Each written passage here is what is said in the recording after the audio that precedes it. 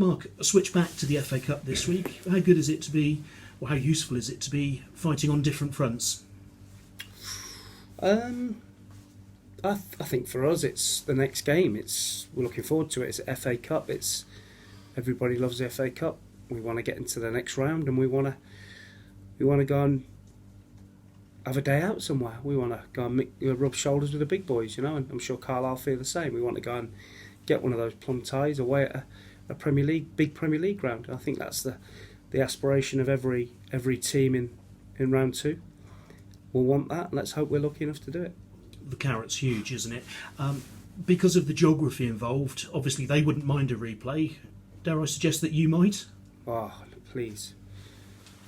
It's the last thing we want is a replay Carlisle away, and that's not being disrespectful to Carlisle or the area. It's just the travel's horrendous, and luckily enough for us, we got pulled out of the hat first. So, but it's a Saturday. I'm sure they'll come down on Friday and make a weekend of it. And because it's League Two opponents, does it still sort of have a very familiar feel to it? There is that to it. Obviously, there's a new manager effect. Chris has got an opportunity to manage at Carlisle, and with that brings the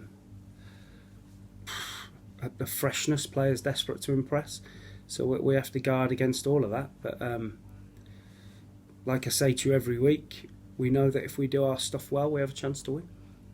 You played different tactics on Tuesday night against Crewe, horses for courses, if you like. How pleased are you that when you ask the players to do something different, they're able to put it into practice? It's a case of whatever it takes. That's the message that we have to the players. Be a man, and whatever it takes to win the game, we have to do.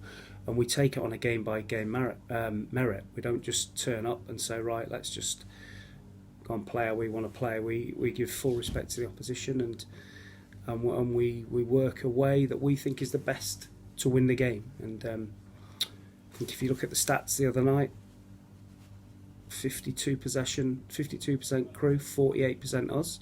So a very even split of possession. Everyone's saying we gave up the ball, but even split. 4 shots on target for us, none for Crewe. 6 corners for us, 4 for them.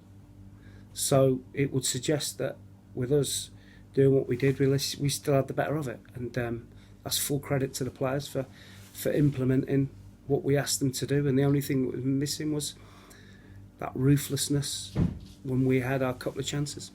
And does it take, if you like, a more intelligent type of player to be able to adapt? And is that something you look for in the recruitment? Certainly. It takes a lot of concentration to be able to play in our team. We ask a lot of the players.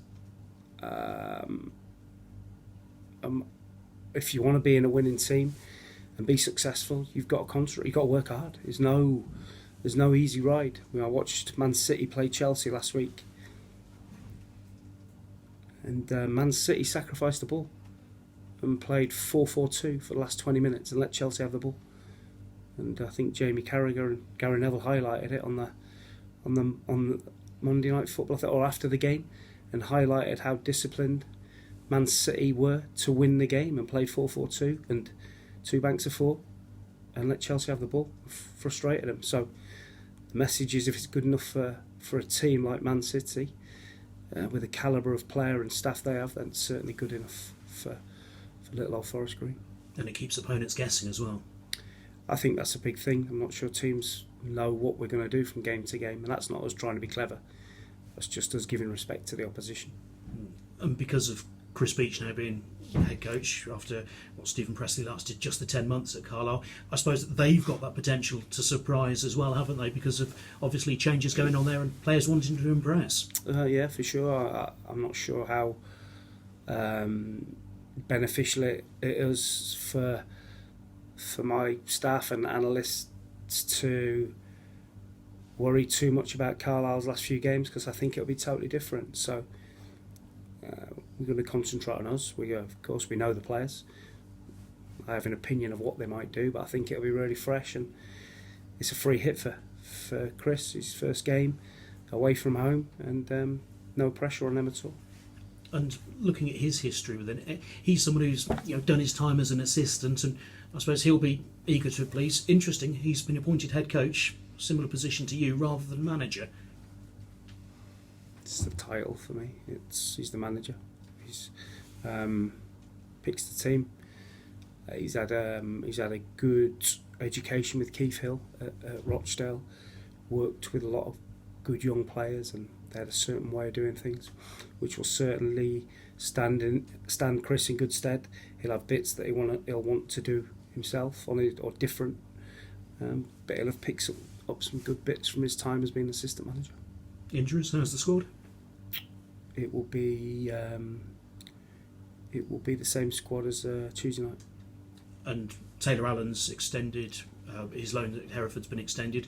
With the amount of players you've got fit, was that a no-brainer? We've extended it with a recall, 24-hour recall, so we know that we can call him back the next day if we need to. We've obviously extended that because we want him to get some game time, and hopefully he gets that in the next few games.